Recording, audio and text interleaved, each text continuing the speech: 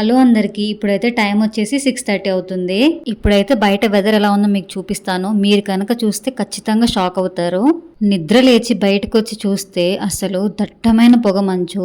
అది సెప్టెంబర్లో. నేనైతే అసలు షాక్ అయ్యాను ఈ మంచు చూసి.